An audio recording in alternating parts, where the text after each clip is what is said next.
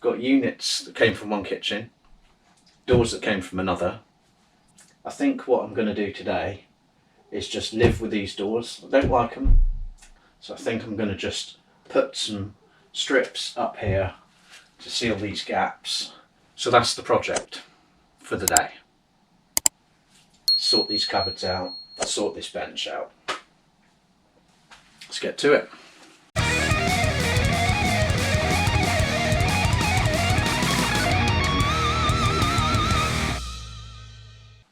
Okay, so we decided that we were going to take the easy way out and just put some strips of wood along here just to block these gaps and just leave it at that.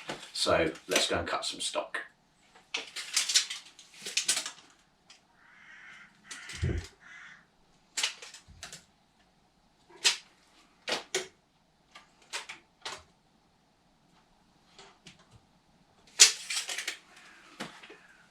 Okay, so we're over at the table saw. So one of the strips of wood we're going to need is going to be 105mm wide, and the second piece is going to be 100.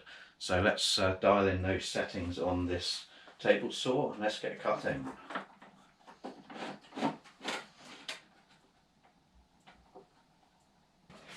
So I've got two of these boards, so what I want to do is preserve this factory edge as a good edge on both of them. That way when you look at it from the side they have a nicer fit, because obviously this is just chipboard. So let's just take a rip of 105mm. Let's run that through the saw. Let's check our saw blade's a good height. Needs to come up a bit. Ideally I could do with an outfeed table here, but we'll just have to struggle on.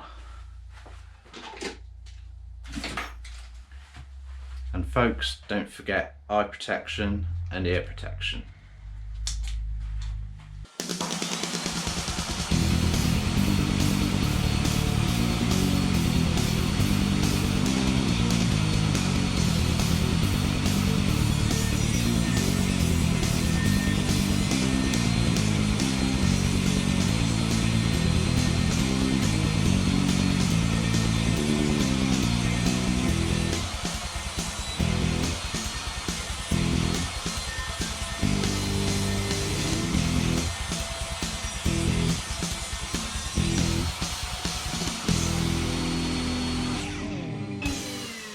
Okay, so that's our 105mm strip. So what we'll do is we'll cut that to length, and then the remaining door we'll take off that extra 5mm to fit the other side.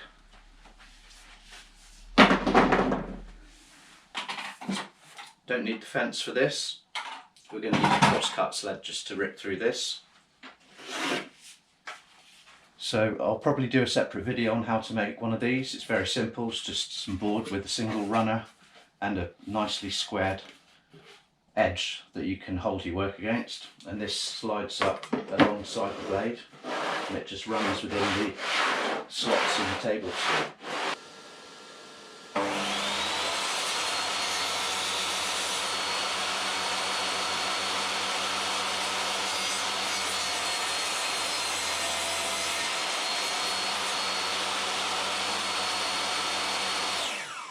So that's the first one done. So let's just cut the other one down to size.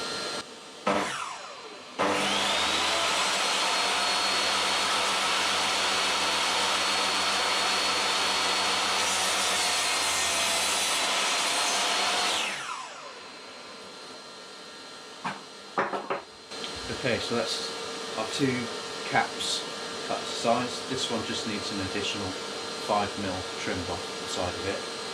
Because the gap sizes are a bit different on each side. So I'm just going to go and double check that. Yeah, so I've done a test fit in the unit, and it just needs a hair taken off this side just to allow for the door to open against it nicely. So what we'll do is we'll pop the fence back on and just trim that last couple of mils off. So this one's going to be an extremely narrow cut, so what I'm also going to make use of are some feather boards just to keep this edge firmed up nicely against the fence so there's no room for it to go out. So we've currently got this from just a hair under the 5 and underneath this. Let's lock the fence now.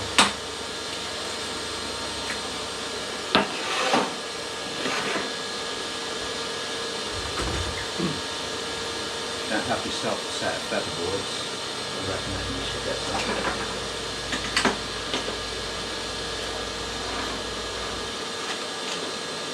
They're not going to fit in these very well. There we go.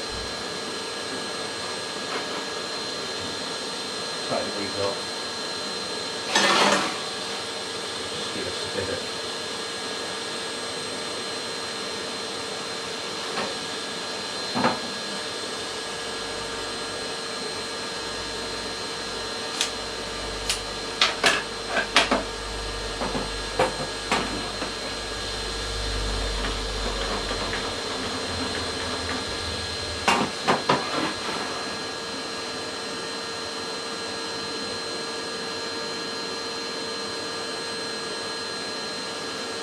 these featherboards will just make sure that the board is being pushed against the fence. Gives a nice smooth run through. Let's raise the plate again.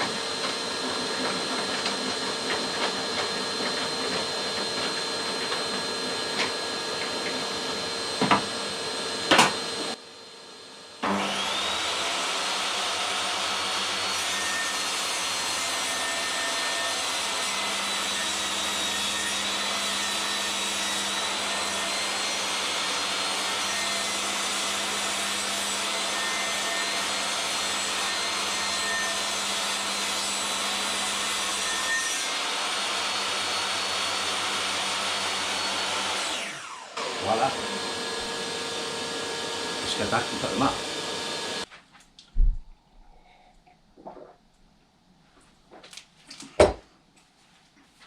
Okay, so I've got my two cut pieces, one for this right hand side, so that'll butt up nicely there, and another one that'll go in there. Now, I could screw these on, but I thought the screws would look quite ugly through the front, and therefore I think what I'm just going to do on this occasion is I'm just going to put a few brad nails in just to hold it there, so that if I do come to make proper fitting shaker doors, I'll be able to just pull those out quite easily when I come to build my doors. So let's get these nailed on. So I'm using some 16 gauge 32mm finish nails. So let's pop the bottom one on.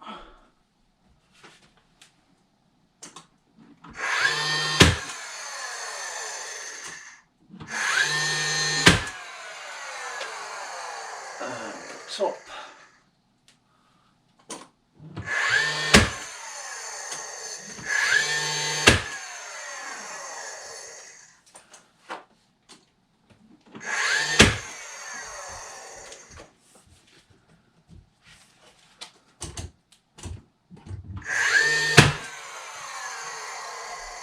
That'll do. Same again over here.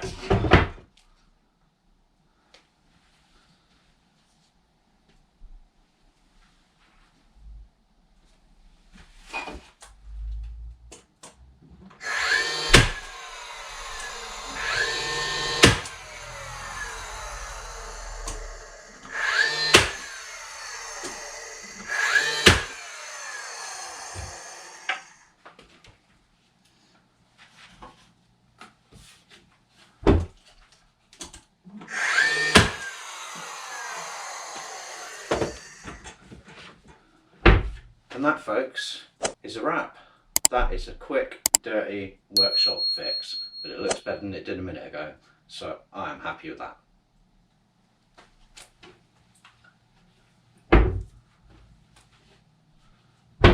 All we've got to do next is try and tidy the cupboards out and tidy the bench back up so that I can actually do some proper work in here. See ya.